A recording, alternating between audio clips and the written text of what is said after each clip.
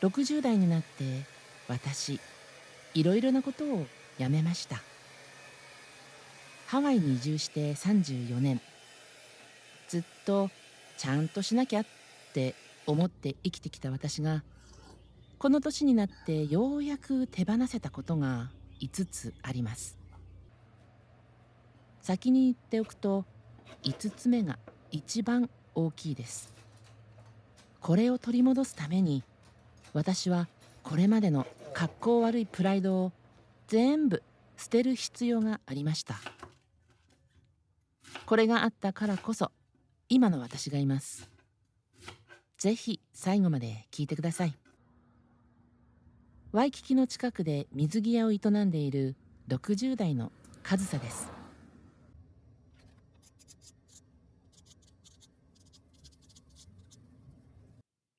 一つ目、若く見られようとすることをやめました。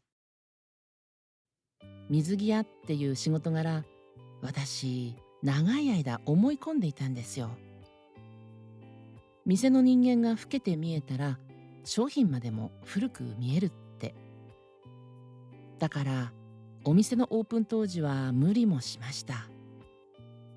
疲れていても明るい色の服を着て、白髪は見つけ次第何とかして、年齢の話になるとさりげなく話題を変えて、無理なダイエットもしたな。文脈が変わったのはあるお客様の一言でした。長年通ってくださっている方にこう言われたんです。あなたに選んでもらうと安心なのよ。長くやってる人の目は違うからって。他の方にこうも言われました。あなたじゃなきゃ嫌なの。私のことを分かってくれているのはあなただから。実際お店には私を名指しで来られる方も多いんですよね。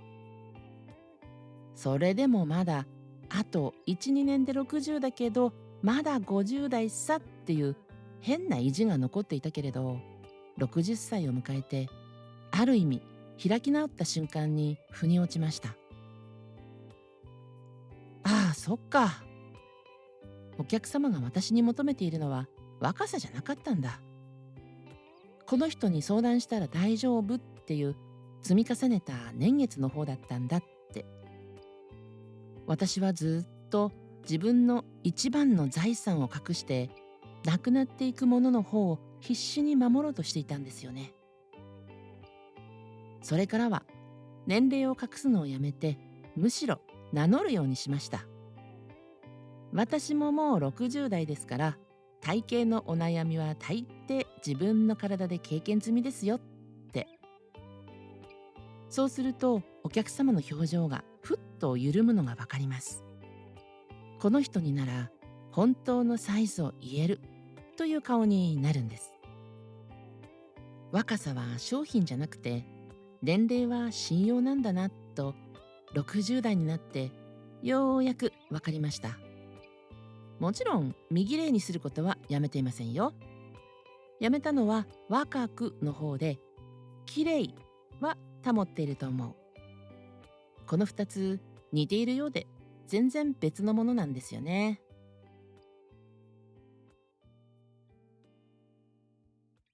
2つ目、ちゃんとした食事を作らなきゃをやめました。実は私、今から15年ほど前に乳がんを経験してるんです。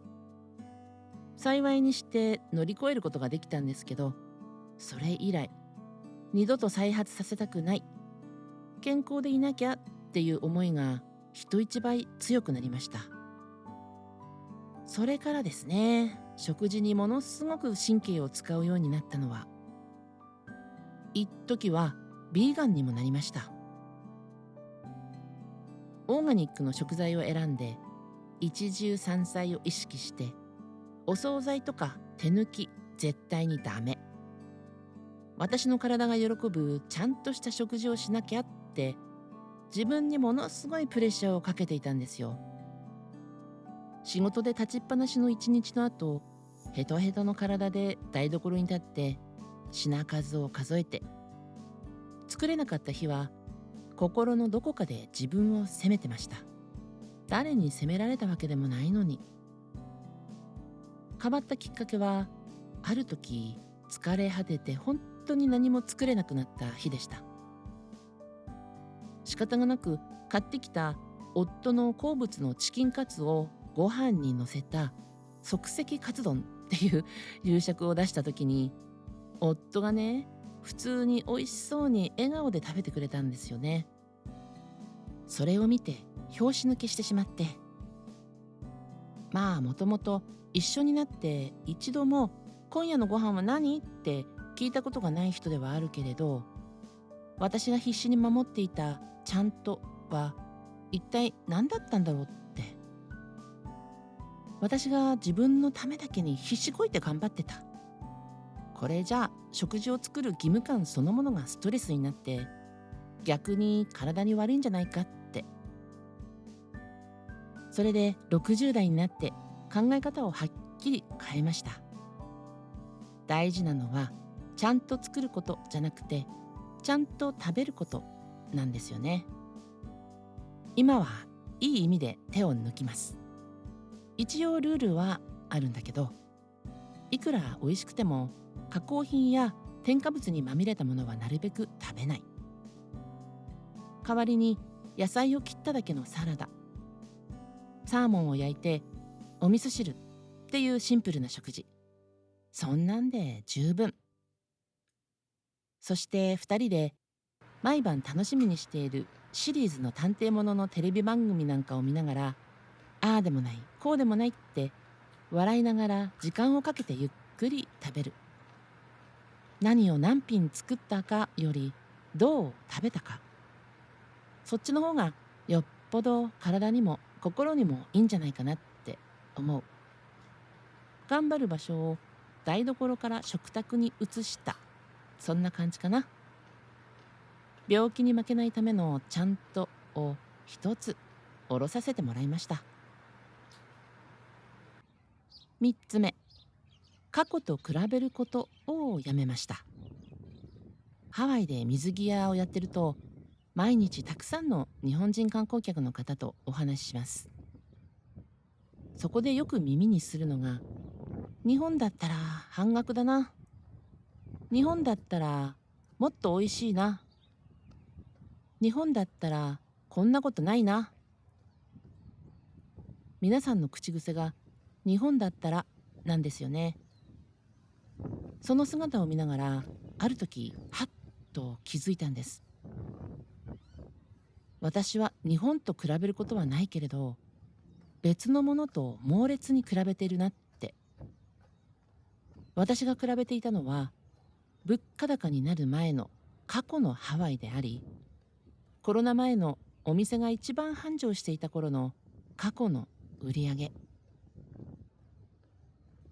さらに言えば病気をする前の若くて体力があった頃の自分でした。観光客の方が日本だったらと今ここにない場所と比べてため息をつくように、私はあの頃はと今ここにない過去と比べてため息をついてたんです。体は今のハワイにあるのに、心だけ過去をさまよっている。それってすごくもったいない時間の使い方だなぁと。今は卵が高いなら高いなりに自分の体と相談して、今日はタンパク質を卵から取るなら豆腐は明日にしようとか、もっと安く済む豆を煮ようとか、賢い節約の仕方を考えます。ここで生きると決めたなら、今のハワイの値段で、今の私の体力で、今の暮らしを工夫する。住んでいる場所、そして今の自分のルールで最善を打つ。比べるのをやめるって諦めることじゃなくて、今立っている場所で本気を出すことなんだと思います。それでもこの物価の高さにため息は出ますよ。でもため息の後に、じゃあどうしようかを考えるようにはなりました。今の自分を受け入れるのに少し時間がかかったけれど。4つ目、先の不安を数えることをやめました。60代になると夜中にふと不安の計算を始めてしまうことがあるんです。あなたもありますよね。あと何年働けるんだろう。貯金は何歳まで持つんだろう。店はいつまで続けられるんだろう。この計算始めると止まらない。しかも怖いのは何度計算しても答えが出ないこと。未来のことだから出るはずがない。出ない答えを夜中の布団の中で何度も何度も計算し直す。私もコロナの後、この計算ばっかりしている時期がありました。商売が本当に大変だったこともあって、夜中の2時3時に目が覚めては天井を見ながら脳内の電卓を叩いて、眠れないから体は重くなるし、気持ちはもっと沈むし、悪い方へ悪い方へと負のスパイラル。鏡を見るのも嫌な時期でした。そんな時、ある方に言われた一言が私を変えてくれました。不安というのは未来を先回りして苦しむこと。どうせ苦しむなら今日できることを一個やった方がいいって。その夜もまた計算が始まりそうになった時、試しにやってみたんです。明日の朝やることを一個だけ決めて寝る。明日は店の棚を一つ片付けよう。それだけ決めて目をつぶりました。そうしたらね、眠れたんですよ。不思議なくらい。すっと。考えてみたら当たり前で、あと何年は私には決められないけれど、明日の棚、これは私が決められる。決められないことを手放して、決められることを一個だけ持って寝る。それだけのことで夜があんなに変わるとは思いませんでした。そして最後の5つ目。これが私にとって一番大きな手放しでした。失敗を恐れて守りに入ることをやめました。第1回目の動画で私はあなたに、私のスローガンは今更を今からにですと威勢よく言い切りました。でも最初からそんな風に思えていたわけじゃないんです。この YouTube を始めようと思いつく直前まで、私は63歳にもなって今更新しい挑戦をして失敗したらかっこ悪いな、水着屋のオーナーとしての体裁があるしなってめちゃくちゃ守りに入ってました。他人の目が気になって無意識にブレーキを踏んでたんですね。でもビジネスのどん底を経験して、夜中に脳内の電卓を叩きながらはっと気づきました。他人の目を気にして体裁を守ったまま、このままじわじわと沈んでいく方がよっぽどかっこ悪いし、よっぽど怖いって。だから私はいい意味で開き直りました。プライドも格好をつけたい自分も全部ハワイの海に捨てた。だってここから人生を再生させるって決めたから。そうして格好悪いプライドをきっぱり手放したからこそ、今更を今からにという言葉が私の本気の覚悟として生まれました。こうしてカメラに向かって自分のリアルな日常や苦しい胸の内を YouTube で発信し始めたこと自体が、私にとって最大の守りを捨てる挑戦です。一昔前の私なら恥ずかしくて絶対にできなかったと思います。今更って諦めるくらいなら、どんなに不器用でも、何回失敗しても、何度でも今から泥臭く打席に立ち続けたい。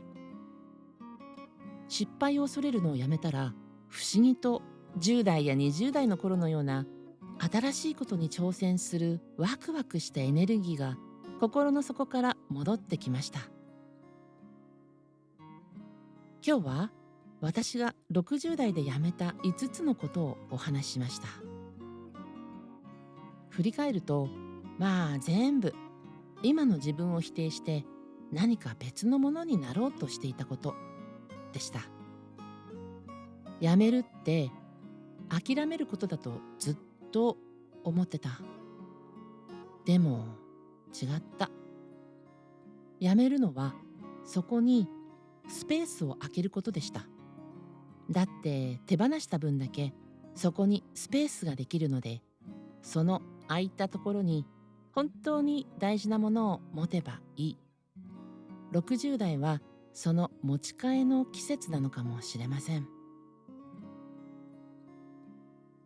あなたが手放してよかったもの、ぜひコメントで教えてください。これから手放したいものでも構いません。